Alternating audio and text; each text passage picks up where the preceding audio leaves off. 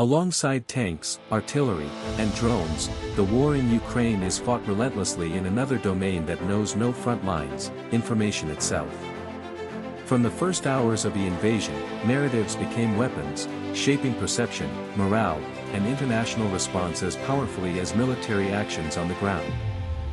Russia entered the war with a long-established doctrine of information warfare, designed to confuse, divide, and exhaust opponents rather than convince them outright. False narratives, selective truths, manipulated imagery, and coordinated messaging flood traditional media and social platforms, blurring the line between fact and fiction. The objective is not necessarily to make people believe one version of events, but to make them doubt all versions, weakening trust in institutions, journalism, and even personal experience. Ukraine, facing an existential threat, responded by turning transparency, speed, and emotional clarity into strategic assets. Daily briefings, rapid fact-checking, frontline footage, and direct communication from political leadership aimed to control the narrative by anchoring it in visible reality. This contrast created a stark information battlefield, where credibility itself became a form of power. Social media platforms transformed into real-time arenas of contest, amplifying both authentic reporting and deliberate deception at unprecedented speed. A single video could mobilize global sympathy or fuel conspiracy theories within hours. The scale and velocity of this information flow overwhelmed traditional verification processes, forcing audiences to navigate a constant stream of conflicting claims. In this environment, emotional resonance often outpaced factual accuracy, making outrage, fear, and identity central drivers of engagement. Russia exploited this dynamic by tailoring messages to different audiences, emphasizing victimhood, inevitability, or moral equivalence depending on context. Ukraine countered by framing the war as a clear moral struggle, simplifying complex realities into narratives of resistance, survival, and defense of democratic values. This clarity proved effective in sustaining international support, but it also required constant reinforcement to prevent fatigue and doubt. The information war does not pause with ceasefires or negotiations, it persists continuously, shaping how events are interpreted long after they occur. Every battlefield development is immediately reframed through competing narratives, turning facts into contested terrain. For civilians far from the front, this war for reality determines what they believe, whom they trust, and whether they remain engaged or turn away. In this sense, the information domain becomes a strategic rear area whose stability is essential to sustaining military effort. The Ukraine conflict demonstrates that modern wars are no longer fought solely over land, but over meaning, legitimacy, and perception. Control of territory may determine borders, but control of narrative shapes memory, accountability, and the political space in which wars are continued or ended. As the conflict endures, the struggle for truth remains unresolved, revealing a defining feature of contemporary warfare, that victory is not only about defeating an enemy's forces, but about prevailing in the battle over how reality itself is understood. As the information war intensifies, it begins to influence not only what audiences believe, but how they process reality itself, reshaping attention, memory, and judgment over time.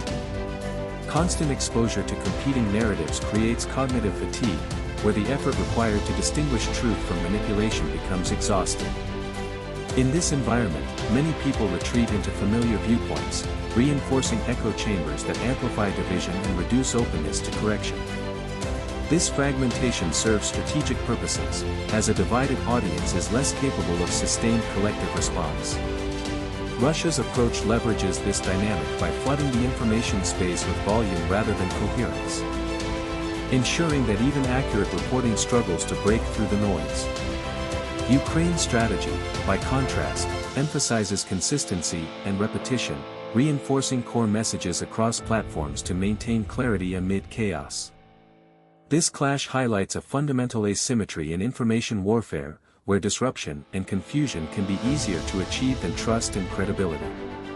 The role of platforms becomes increasingly central, as algorithms designed for engagement inadvertently amplify emotionally charged content regardless of accuracy. Attempts to moderate misinformation face accusations of bias, censorship, or political manipulation, turning platform governance into another contested front. Journalists operate under unprecedented pressure, forced to verify rapidly while competing with viral falsehoods that spread faster than corrections. Their work becomes both more vital and more vulnerable, as trust in media itself is targeted as part of the conflict. Governments respond by investing in strategic communication, counter-disinformation units, and public resilience campaigns, recognizing that societal cohesion is a strategic asset. Yet these efforts walk a fine line, as excessive control risks undermining the very freedoms they seek to defend. The information war thus exposes a paradox of open societies. Their openness makes them resilient through transparency, but also vulnerable to manipulation at scale.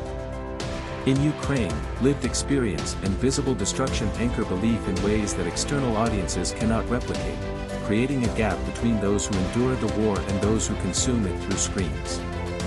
This gap shapes international engagement, influencing how long attention, empathy, and support can be sustained. As the conflict continues, the battle over narrative becomes a war of endurance, where persistence, credibility, and emotional resonance determine impact more than any single revelation. The Ukraine war demonstrates that in modern conflict, information is not merely reported, it is weaponized, contested, and lived, shaping the psychological terrain on which all other forms of warfare depend. Over time, the sustained pressure of information warfare begins to alter democratic processes and international decision-making, as perception increasingly shapes policy alongside facts. Elections, parliamentary debates, and public funding decisions related to the war are all influenced by how narratives evolve, not only by events on the ground. Disinformation campaigns aim to exploit existing social fractures, amplifying skepticism toward institutions, alliances, and expertise, thereby weakening the political foundations of long-term support. In this sense, information warfare targets time itself, seeking to shorten attention spans and accelerate fatigue until continued engagement feels untenable. Ukraine counters this by personalizing the war, highlighting individual stories of loss, resistance, and survival that cut through abstraction and remind audiences of the human stakes involved. This narrative strategy reinforces moral clarity, but it also requires constant renewal to prevent compassion from dulling into routine. Russia's messaging adapts in response, shifting themes as older narratives lose effectiveness, moving from denial to justification, from inevitability to grievance, and from dominance to endurance. These shifts reveal that information warfare is not static but responsive, shaped by feedback and changing conditions.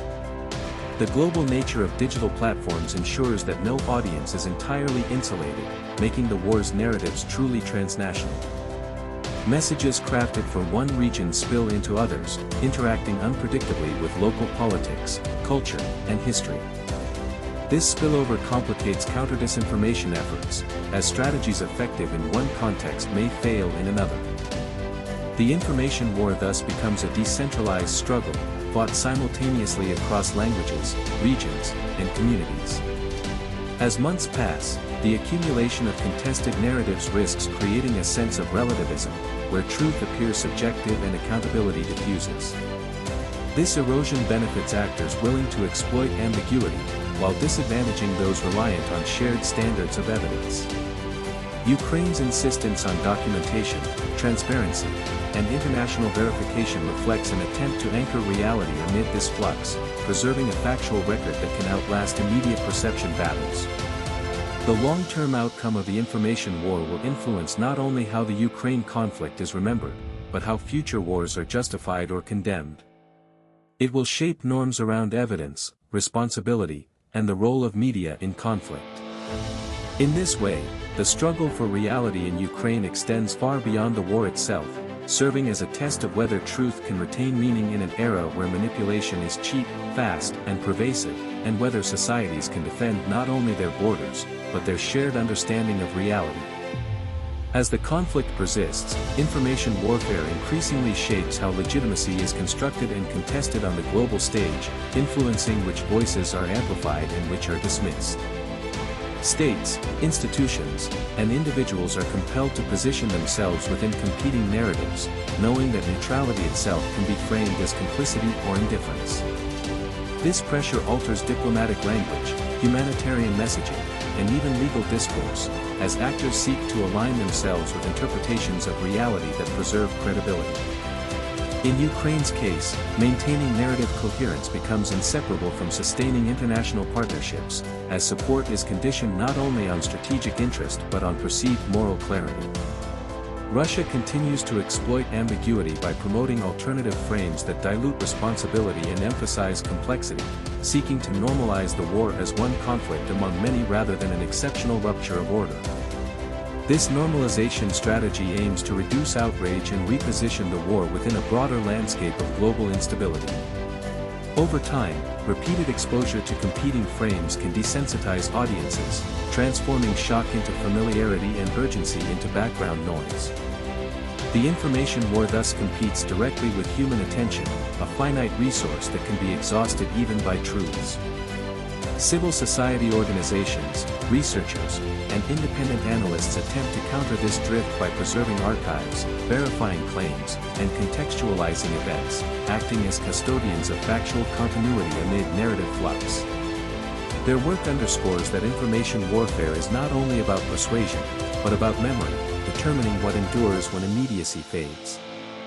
As artificial intelligence and synthetic media tools become more accessible, the challenge intensifies, as fabricated content grows harder to distinguish from authentic documentation.